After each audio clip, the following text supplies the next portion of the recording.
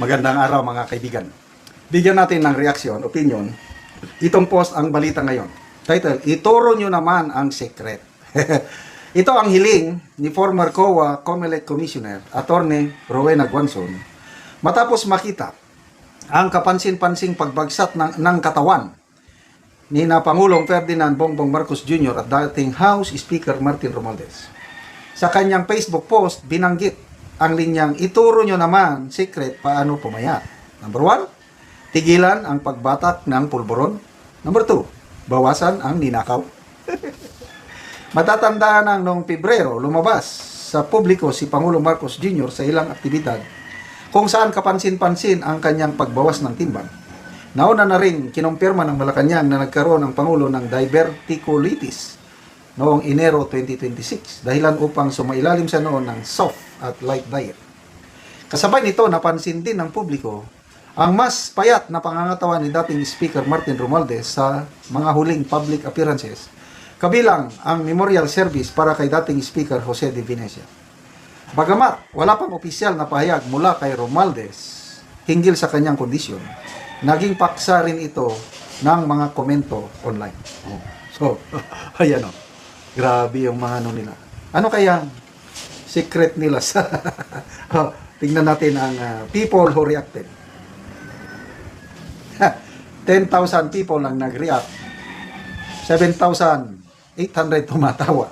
81 galit. 2,300 ang nag-like. Okay. Mga comments. Sarap naman ng pagpapapayat nila eh. O ito, yung mga...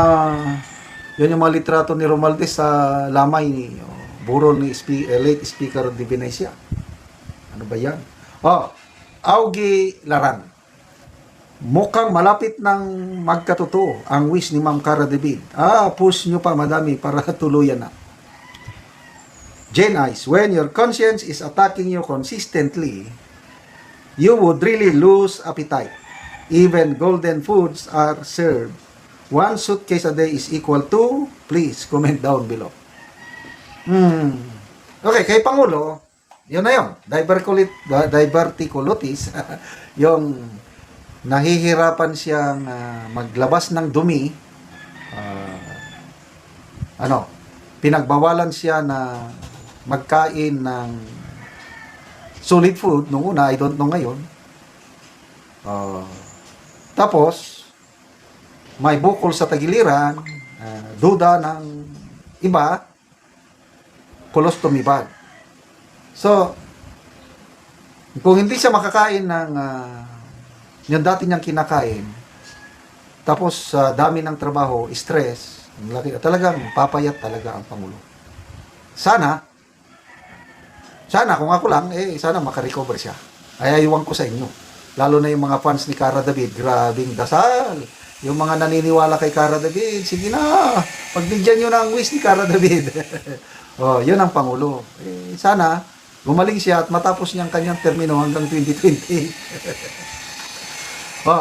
Kay Martin Romualdez naman, ito, speculation na lang. Bakit bigla siyang pumayat? Nung una, dito sa leg niya, makikita mo, payat na payat ngayon, maputla pa.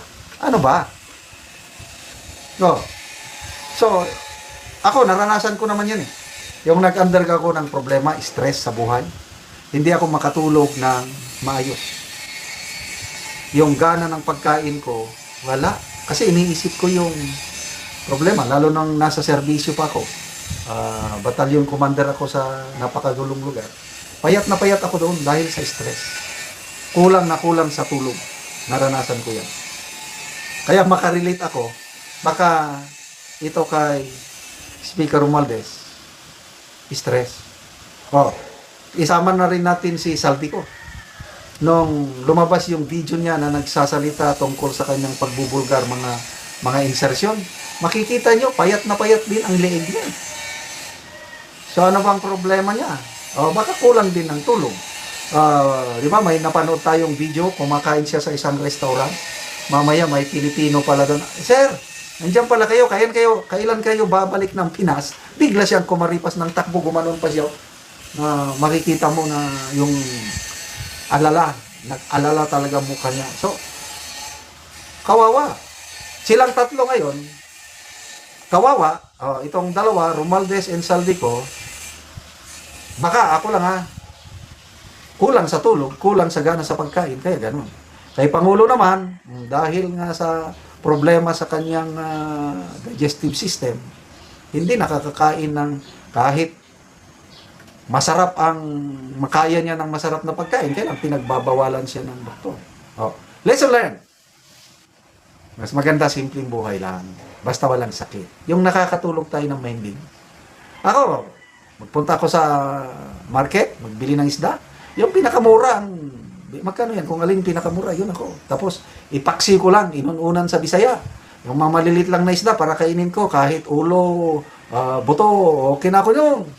Basta, ang dalangin ko lang sa Panginoon, wala akong sakit. And as of now, wala naman akong sakit. Magandang aking appetite nga kumain. Yun lang. Kinokontrol ko yung appetite kasi ma-overweight naman ako kung kain ako ng kain. So, ganun. So, good luck dito. Sana maituro nila yung sekreto nila how to lose weight. Ano yan? Minus ang batak, minus ang pagnanakaw according to Attorney Quanson.